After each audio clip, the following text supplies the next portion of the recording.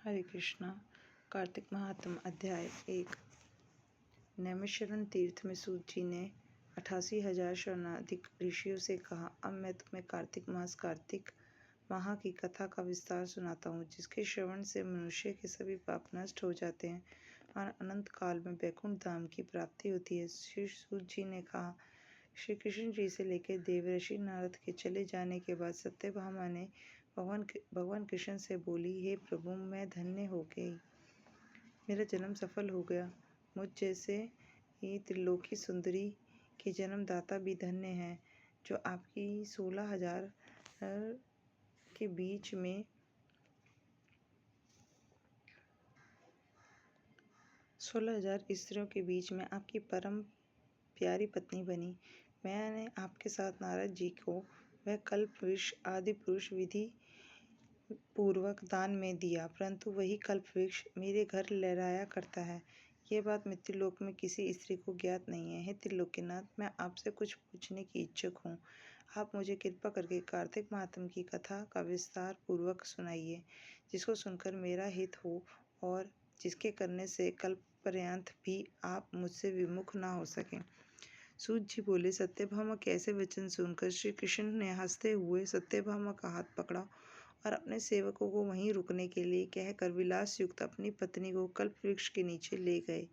फिर हंसकर बोले, हे प्रिय, 16,000 रानियों में से तुम मुझे प्राणों के समान प्यारी हो। तुम्हारे लिए मैंने इंद्र एवं देवताओं से विरोध किया था। हे कांते, जो बात तुमने मुझसे पूछी है उसे सुनो। एक दिन मैंने श्री कृष्ण तुम्हारी सत्यभामा इच्छा पूर्ति के लिए गरुड़ पर सवार होकर इंद्रलोक में जाकर कल्प वृक्ष मांगा। इंद्र द्वारा मना किए जाने पर इंद्र एवं गरुड़ में घोर संग्राम हुआ और गोलोक में भी गरुड़ों जी गौओं से युद्ध किया। गरुड़ की चोट से उनके कान और पूंछ कटकर गिरने लगे, जिससे 3 वस्तुएं उत्पन्न हुई। कान से तंबाकू, पूंछ से गोभी और रक्त से मेहंदी बनी। इन तीनों का प्रयोग करने वाले को मोक्ष नहीं मिलता। तब गौ ने भी क्रोधित होकर गरुड़ पर वार किया, जिससे उनके 3 पंख टूटकर गिर गए। पहले पंख से नीलकंठ और दूसरे से मोर और तीसरे से चकवा चकवी उत्पन्न हुए। हे प्रिय, इन तीनों का दर्शन करने मात्र से शुभ फल प्राप्त होता है। यह सुनकर सत्यभामा ने कहा, हे प्रभु, कृपया मुझे मेरे पूर्व जन्म के विषय में बतलाइए। मैंने पूर्व जन्म में कौन से दान व्रत जप नहीं किए, मेरा स्वभाव कैसा था, मेरे जन्मदाता कौन थे और मृत्युलोक में जन्म क्यों लेना पड़ा। मैंने ऐसा कौन सा पुण्य कर्म किया था जिससे मैं आपकी अर्धांगिनी हुई। श्री कृष्ण ने कहा, हे प्रिय, अब मैं तुम्हारे द्वारा पूर्व जन्म में किए गए पुण्यों का विस्तार पूर्वक कहता हूँ, उसे सुनो। पूर्व समय में सतयुग के अंत में मायापुरी में अग्निगोत्र में वेद वेदांत का दाता देव शर्मा नामक एक ब्राह्मण निवास करता था। वह प्रतिदिन अतिथियों की सेवा, हवन और सूर्य भगवान का पूजन किया करता था। वह सूर्य के समान तेजस्वी था। वृद्धावस्था में उसे गुणवती नामक कन्या की प्राप्ति हुई।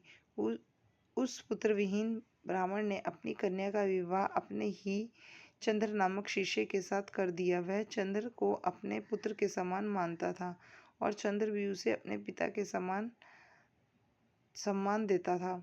एक दिन वे दोनों कुश व समाधि लेने के लिए जंगल में गए, जहाँ वे हिमालय की तलहटी में भ्रमण कर रहे थे। तब उन्हें एक राक्षस आता हुआ दिखाई दिया।